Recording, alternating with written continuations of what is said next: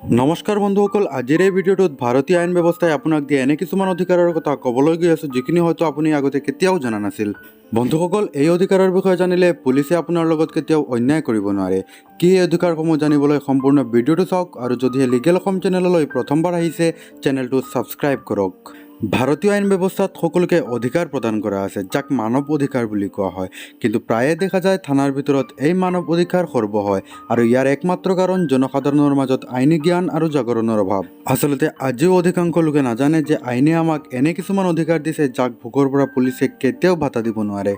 আজি মই আপোনালোকক এনেকুৱা কিছুমান অধিকাৰৰ বিষয়ে সজাগ কৰিবলৈ গৈ আছোঁ যি মানৱ অধিকাৰ হিচাপে আপুনি লাভ কৰে, আৰু যদি এই অধিকাৰ ভংগ হয় তেন্তে আপুনি জিলা আৰক্ষী অধীক্ষক বা মানৱ অধিকাৰ আয়োগক অভিযোগ দাখিল কৰিব পাৰে। আহক জানো থানাত আমাৰ কি কি অধিকাৰ আছে। বন্ধুসকল, এজাহাৰ দাখিল কৰাত আপোনাক আৰক্ষীয়ে বাধা দিব নোৱাৰে। পুলিচ ৰেগুলেশ্যন মতে থানাত যোৱা প্ৰত্যেক ভুক্তভোগীৰ এজাহাৰ দাখিল কৰা আৰক্ষীৰ কৰ্তব্য, আৰু ইয়াৰ বাবে আৰক্ষীয়ে আপোনাক বাধা দিব নোৱাৰে।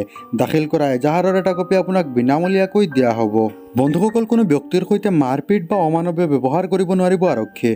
উচ্চ ন্যায়ালয়ৰ আদেশ অনুযায়ী থানাত নিয়া কোনো ব্যক্তিক মাৰপিট বা অমানৱীয় ব্যৱহাৰ কৰিব নোৱাৰিব আৰক্ষীয়ে। বন্ধুসকল, আপোনাক কাৰণ নজনোৱাকৈ গ্ৰেপ্তাৰ কৰিব নোৱাৰিব আৰক্ষীয়ে। CRPCৰ 150 ধাৰা অনুসৰি আৰক্ষীয়ে কাৰণ নোকোৱাকৈ কোনো ব্যক্তিক গ্ৰেপ্তাৰ কৰিব নোৱাৰিব, আৰু যদিহে নোকোৱাকৈ আপোনাক গ্ৰেপ্তাৰ কৰে তেন্তে আপুনি সুধিব পাৰিব আৰু আৰক্ষীয়ে কাৰণ আপোনাক জনাব লাগিব।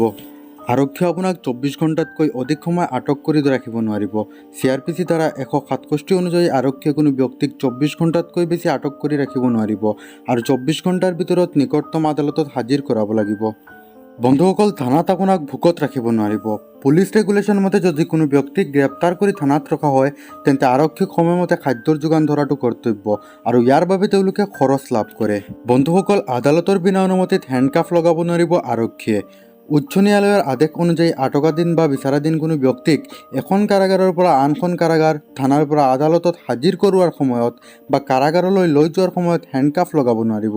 ইয়াৰ কাৰণে আদালতৰ পৰা অনুমতি ল'ব লাগিব। বন্ধুসকল, পৰিয়ালৰ লোকক গ্ৰেপ্তাৰৰ খবৰ দিয়া আৰক্ষীৰ কৰ্তব্য। যদিহে আপোনাক আৰক্ষীয়ে গ্ৰেপ্তাৰ কৰিছে তেন্তে আপুনি এই অধিকাৰ লাভ কৰিছে যে আপুনি আপোনাৰ পৰিয়ালক খবৰ পঠাব পাৰে, আৰু ইয়াৰ বাবে আৰক্ষীয়ে ফোন বা অন্য কোনো উপায়েৰে খবৰ দি পঠোৱা আৰক্ষীৰ কৰ্তব্য, আৰু এই অধিকাৰ প্ৰতিগৰাকী নাগৰিকক সৰ্বোচ্চ ন্যায়ালয়ে প্ৰদান কৰিছে। বন্ধুসকল, থানাৰ পৰাই ল'ব পাৰিব জামিন। CRPCৰ ধাৰা 436 অনুযায়ী থানাৰ পৰা জামিন লোৱাৰ অধিকাৰ আছে। যদিহে কোনো ব্যক্তি এনে কোনো অপৰাধ কৰিছে য'ত জামিন ল'ব পাৰি, তেনে অপৰাধৰ জামিন থানাৰ পৰাই ল'ব পাৰি। বন্ধুসকল, আজিলৈ ইমানেই। লগ পাম নতুন আইনী কথাৰ সৈতে নতুন ভিডিঅ'ত। এনেকৈ আইনী বিভিন্ন কথাবোৰ জানিবলৈ ছাবস্ক্ৰাইব কৰক লিগেল অসম।